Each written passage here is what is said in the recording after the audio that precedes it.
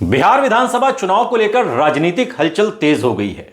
चुनाव में पार्टियों की स्थिति को लेकर अब अलग अलग सर्वे और अलग अलग राय सामने आ रही है। तमाम एक्सपर्ट्स अपनी राय रख रहे हैं। जो लोग जमीन पर मेहनत कर रहे हैं, लोगों की नब्ज टटोल रहे हैं, वो वहां से बता रहे हैं। जो लोग स्टूडियो में बैठे हैं, वो अपने तजुर्बे से बता रहे हैं। लेकिन इसी बीच वरिष्ठ पत्रकार विनोद अग्निहोत्री ने अपने एक इंटरव्यू में जनसुराज के प्रमुख प्रशांत किशोर की उपस्थिति से बिहार के विधानसभा चुनाव का समीकरण कैसे बदल सकता है, इसको लेकर एक तस्वीर पेश की है। दोस्तों, विनोद अग्निहोत्री देश के जाने माने पत्रकार हैं और विनोद अग्निहोत्री चुनावी विश्लेषक के तौर पर भी जाने जाते हैं और जो उनका नजरिया चुनाव को लेकर होता है वो बहुत ज्यादा सटीक बैठता है। विनोद अग्निहोत्री ने कहा है कि नीतीश कुमार ने बिहार में जो घोषणाएं की हैं उसका सबसे बड़ा फायदा एनडीए को मिलने वाला है, इसमें कोई दो राय नहीं।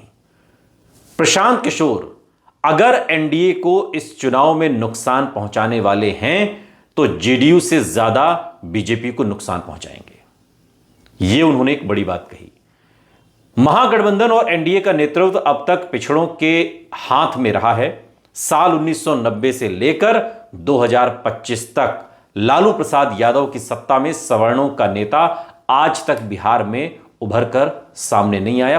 35 बरस हो गए हैं, 90 से लेकर 2025 तक, जिस पर सवर्ण समाज अब भरोसा दिखा सके ऐसी कोई बात लालू प्रसाद यादव में है नहीं। विनोद अग्निहोत्री ने अपने इंटरव्यू में कहा कि हालांकि प्रशांत किशोर ने सवर्णों का नेता बनने की कोशिश की है क्योंकि वो सवर्ण समाज का हिस्सा है।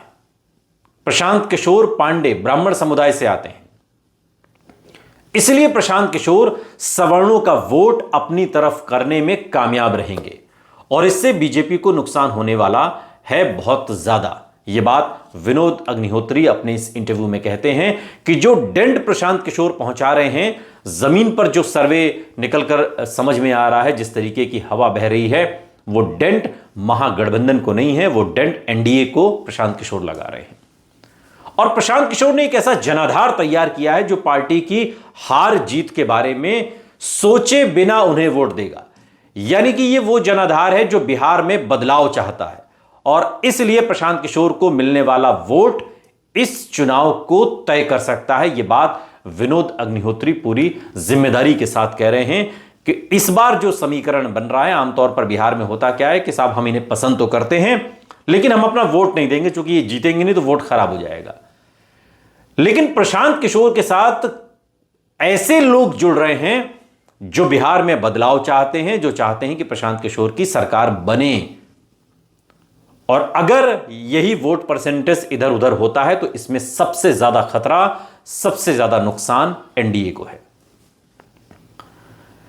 और विनोद अग्निहोत्री कहते हैं कि एनडीए की ओर से बिहार में सीएम पद के उम्मीदवार की घोषणा न किए जाने को लेकर, इसको लेकर उन्होंने कहा कि बीजेपी लगातार 20 सालों से नीतीश कुमार को बिहार का सीएम बना रही है और इसलिए इस बार पार्टी की मंशा है कि वो सीएम पद के लिए बीजेपी के किसी नेता को उम्मीदवार बनाए।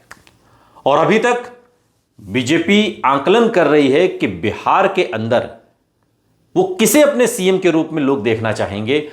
नीतीश कुमार की तुलना अगर की जाए तो कौन है बीजेपी के अंदर जो नीतीश कुमार का मुकाबला कर सके मुख्यमंत्री पद की दावेदारी में। विनोद अग्निहोत्री यह भी कहते हैं कि आरजेडी की ओर से तेजस्वी यादव के सीएम पद के उम्मीदवार बनने के बाद से ही बीजेपी पर अब दबाव बन रहा है कि तेजस्वी यादव वर्सेस कौन, और दबाव बन रहा है कि वो नीतीश कुमार को मुख्यमंत्री का चेहरा अब घोषित करे एनडीए, चूंकि एनडीए उन्हीं के चेहरे पर चुनाव लड़ रही है।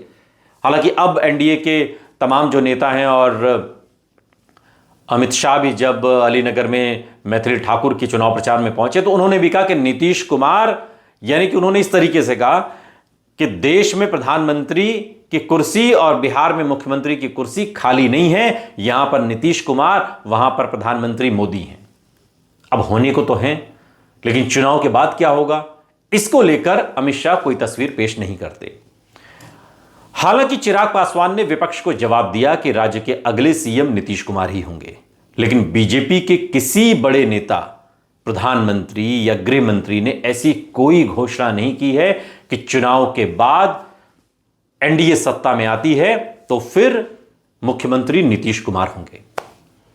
और इस इंटरव्यू में विनोद अग्निहोत्री आगे कहते हैं कि विपक्ष इसी बात को लेकर अब मुद्दा बना रहा है कि भले ही नीतीश कुमार को पार्टी नेता मान रही हो, लेकिन चुनाव के बाद नीतीश कुमार ही अगले मुख्यमंत्री होंगे, इसकी कोई गारंटी नहीं है।